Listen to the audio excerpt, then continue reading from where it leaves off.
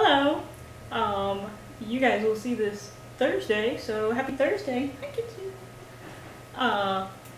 So as you may or may not know, we've got quite a lot of poison ivy around the house.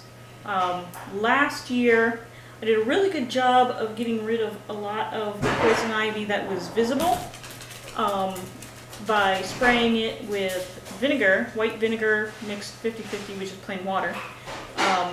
That did a really good job, and all the places that I really heavily sprayed, the poison ivy didn't come back that I've seen yet this year. But we have a big area right here just outside these windows next to the porch that had been like completely overgrown with a lot of just random plants. I don't know what was the concept behind that area prior to us moving in, but there was a few plants. It looks like there's a rose bush that's kind of dead, but then for the last few years it just got like completely overgrown with the English ivy. So we cleared out a whole bunch of the stuff. Like, we pretty much just rezzed it to the ground. And shortly after we did that, then all the freaking poison ivy started growing back. So now we have a bunch of poison ivy out here, and I had been spraying it with vinegar. Kitsu! Stop chasing the cat! Kitsu! Ahem. So this is what I have all day long. Kitsu! Come here. Come here. Ahem. Up here. Thank you. Behave. Say hello. Say hello. Anyway, back to poison ivy. So, I've been looking for a faster way to get rid of the poison ivy, and I discovered a great way to get rid of it without any poisons. I was a little bit concerned about spraying too much vinegar, because even the vinegar will get into the ground, and I don't know how long it would take to dissipate. I don't know how long, I don't know what kind of effect it would have on the ground. Would it change like the pH of the ground? Whatever. So anyway, a few months ago I was watering a couple of my plants above the sink, and I turned on the sink and started pouring the water in there, and then I realized the water was hot. I'm like, oh, I hope I didn't scald my plants. And then it occurred to me, like last week, why don't I just pour boiling water on these plants? So I tried it, and it is super effective. Even though water is not generally super effective against grass types, fire is. So I guess in this case, boiling water, like super hot, scalding water, give it a good hard boil. In this case, I guess is equivalent to fire on grass types. Super effective. So I filmed a quick bit of me pouring some water on some of the poison ivy. I'll put some of that shot in here.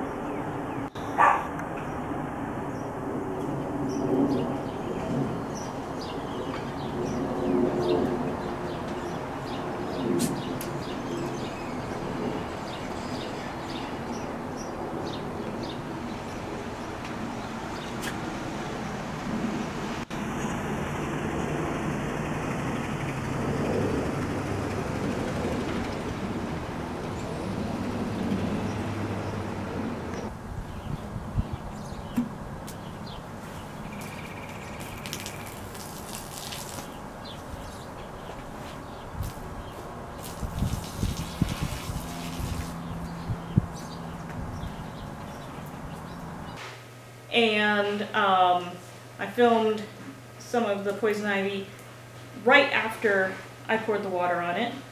I'll put that in now.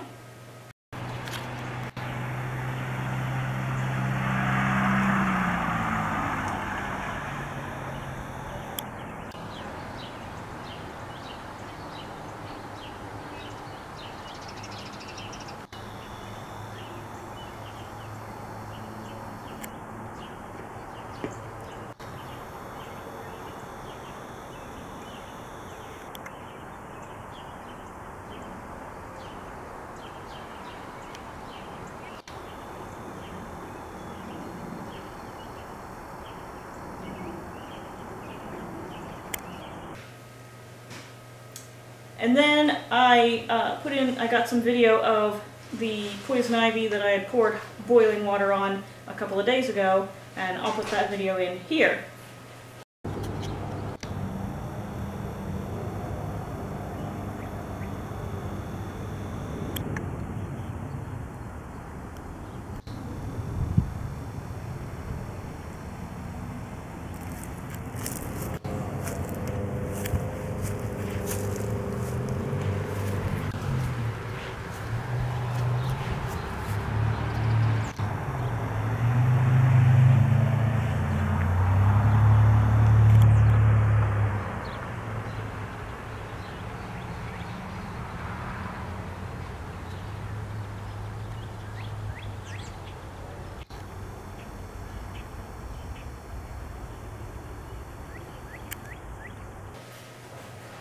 So as you can see, it pretty immediately just devastates the plant. It, you know, scalds the leaves, probably bursts all the cells in there, and it gets down into the ground and it scalds the roots. So hopefully those particular plants won't come back. I've noticed that the vinegar is really only effective on plants that get a fair amount of sunlight, because the sunlight and the vinegar react to super dry out the leaves. And a lot of these plants, because this is, hello, thank you. This is the north side of the building, so right here pretty much never gets any sunlight. And for some reason, poison ivy doesn't need a lot of sunlight. It's going crazy over there.